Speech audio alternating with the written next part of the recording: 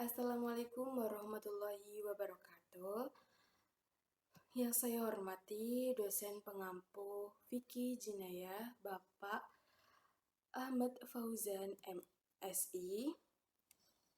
Sebelumnya perkenalkan, nama saya Novi Nur Isifar Fitriana dengan NIM 103240001 kelas HTNA. Di sini saya akan menjelaskan tentang hudud 1 dan hudud 2. Saya akan menjelaskan pertama adalah hudud 1. Hudud 1 adalah hukuman yang telah menjelaskan itu adalah penjelasan pelanggaran hudud yang berkaitan dengan moral, kehormatan individu, serta masyarakat. Nah, sanksi dan pelakunya itu ada 3, zina. Yang pertama dari zina itu hukumannya itu ada dicambuk, dirajam, dan pengasingan. Terus yang kedua ada homer kan minuman keras. Nah, ini tuh juga ada hukumannya juga, yaitu cambuk gitu. Nah, yang ketiga ada Qadzaf itu orang muslim yang baik-baik tapi dituduh melakukan perbuatan zina tanpa ada bukti. Terus yang kedua ada hudud 2, itu adalah mencakup pelanggaran yang berhubungan dengan keamanan, harta, serta stabilitas sosial. Nah, di sini itu juga ada sanksi dan hukumannya. Itu ada 4, yaitu ada Sarikah itu ada pencurian itu kan hukumannya pasti itu potong tangan. Yang kedua ada hirabah itu ada pemberontakan atau perampokan di jalan. Nah, hukumannya itu adalah hukum mati dan penyaliban atau disalib gitu kan guys. Ini. Nah, yang ketiga ada baki itu ada pemberontakan terhadap penguasa yang sah gitu. Nah, yang keempat ada hibda atau murtad. Nah, murtad itu termasuk kayak orang yang keluar dari agama Islam gitu. Nah, maksud dari hudud 1 dan hudud 2 itu hudud 1 itu menekankan perlindungan pada kehormatan, akal, dan keturunannya. Yang hudud 2 itu lebih menekankan perlindungan harta, terus ada keamanan sosial atau keamanan sosial.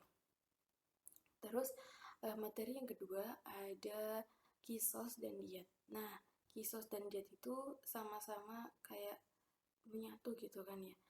Pertama, hukumannya itu kisos adalah, saya akan menjelaskan pengertian kisos.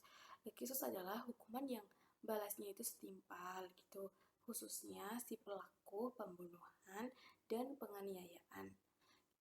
Nah, prinsip kisos adalah semisal kalau penganiayaan kan misalnya dia menganiaya terus ada yang hilang matanya dan hilang giginya, itu dibalas juga kayak itu secara adil dan setara.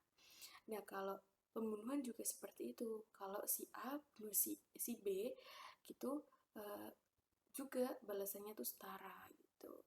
Nah, namun dalam pelaksanaan kisos ini tuh dapat diganti dengan diat gitu jika korban atau masih sedarah itu memaafkan si pelaku dan menerima komprehensifnya. Terus ada diat adalah pembunuhan berupa kayak pembayaran komprehensif atau pembayaran uang kepada korban yang secara ahli waris. Nah, itu kisos sama diat itu sama-sama kayak satunya membunuh dan maafkan, dan satunya itu memaafkan juga gitu. Nah, itu tuh berhubungan juga sih. Terus diat itu merupakan alternatif dari kisos itu.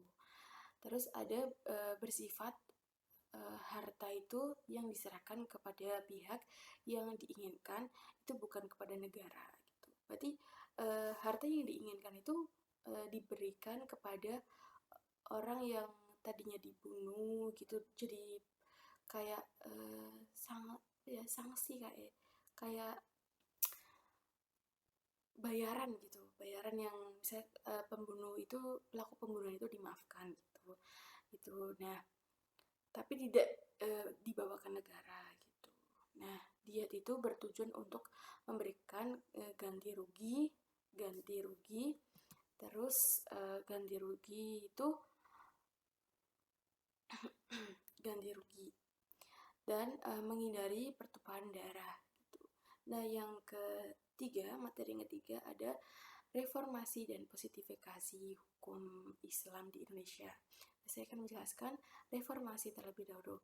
Reformasi adalah upaya untuk memberanikan atau menyampaikan hukum pidana Islam, terutama di fikih jinayah ini, terus agar relevan dan kondisinya itu dan kondisi nilai masyarakatnya itu, masyarakat modern di Indonesia itu lebih ada tujuannya gitu. Nah, tujuannya itu agar hukum pidana Islam itu tidak membawa atau mengikuti teks lama dan secara kaku gitu.